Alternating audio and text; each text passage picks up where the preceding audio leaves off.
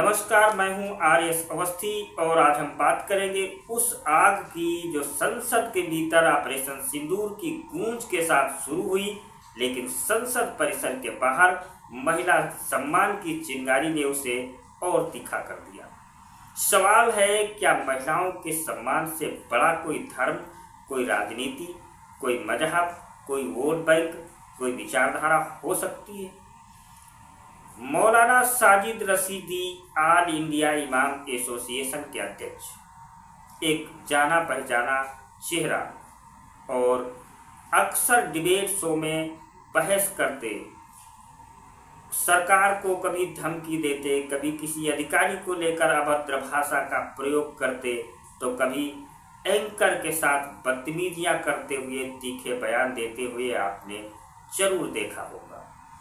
लेकिन इस बार उन्होंने जो कहा वो न केवल महिला अपमान है, बल्कि भारतीय संस्कृति, संसदीय गरिमा और धार्मिक सहिष्णुता तीनों पर करारा हमला है।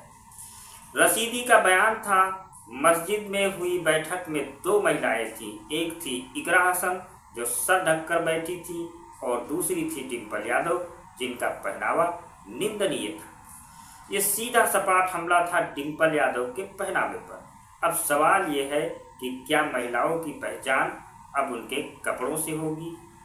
क्या पहनावा मौलानाओं की जांच के अधीन होगा? क्या मौलाना तय करेंगे कि महिलाएं क्या पहनेंगी? लेकिन सबसे आश्चर्य की बात यह है कि अखिलेश यादव इस पूरे मामले पर चुप है और उनकी चुप्पी सवाल पूछ रही है कि आखिर अखिलेश यादव चुप क्यों हैं? डिम्पल यादव समाजवादी पार्टी की सांसद हैं, अखिलेश यादव की पत्नी है। उन पर की गई टिप्पणी के बाद पूरे एनडीए खेमे में गुस्सा फूट पड़ा है। संसद परिसर के बाहर हाथों में तख्तियां लिए एनडीए सांसदों ने जोरदार प्रदर्शन किया, नारे लगाए, महिला विरोधी मानसिकता नहीं सहेंगे। लेकिन सबसे बड़ा सवाल ये है, अखिलेश यादव अब तक चुप क्यों है? समाजवादी पार्टी इस मुद्दे पर अब तक चुप क्यों है?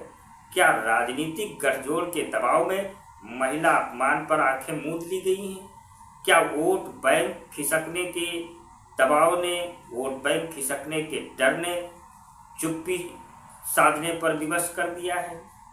क्या महिलाओं के अपमान पर राजनीति की जाएगी?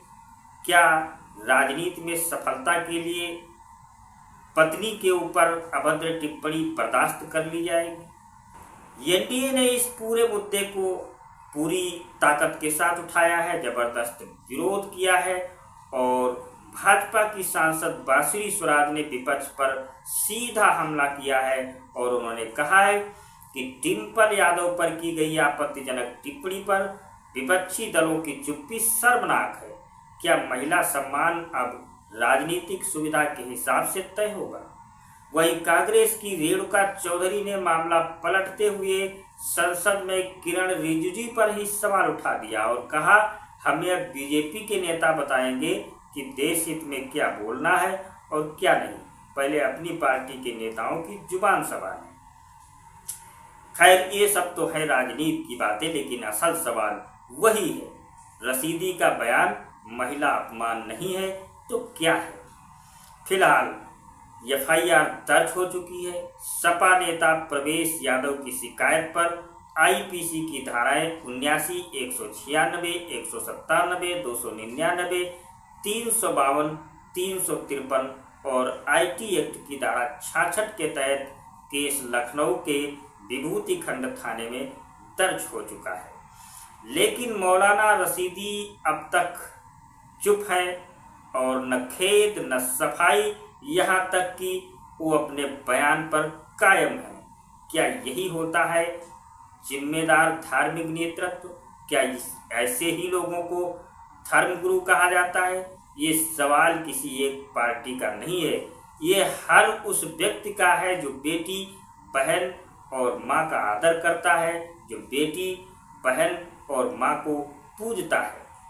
ये केवल डिम्पल यादव का मामला नहीं है, ये हर उस महिला का मामला है जो राजनीति, समाज और धर्म के मंच पर बराबरी के साथ खड़ी होना चाहती है। अगर आज चुप रहे तो कल हर महिला के पहनावे पर उंगली उठेगी और ये मौलाना लोग बात बात पर महिलाओं के ऊपर अपनी मर्जी थोपना शुरू कर देंगे, क्योंकि इस मामले में चुप्पी साधना ऐसे मौलानाओं की हिम्मत बढ़ाने जैसा है। और अगर ऐसा हुआ, इस मामले को पूरी ताकत के साथ नहीं उठाया गया और इस अपराध की सजा अगर इस मौलाना को नहीं मिली, तो कल को ये मौलाना और इस तरह के दूसरे मौलाना महिलाओं का जीना ही दूभर कर देंगे। महिला सम्मान की चुप्पी राजनीति की सबसे बड़ी शर्म है। जिस समाज में मौलाना महिलाओं के पहनावे पर फैसला करें और राजनेता चुप्पी साध लें, उस समाज में बदलाव की जरूरत है। ये बदलाव नारे से नहीं होगा, एक्शन से होगा, सवाल पूछने से होगा। अब बारी आपकी है। क्या रशीदी को सार्वजनिक माफी मांगनी चाहिए? क्या समाजवादी पार्टी को स्पष्ट स्टैंड लेना चाहिए, इस बात की परवाह किए बगैर कि राजनीति में उसका असर क्या होगा, वोट बैंक पर क्या असर पड़ेगा? और क्या विपक्ष की चुप्पी इस मुद्दे पर घातक है?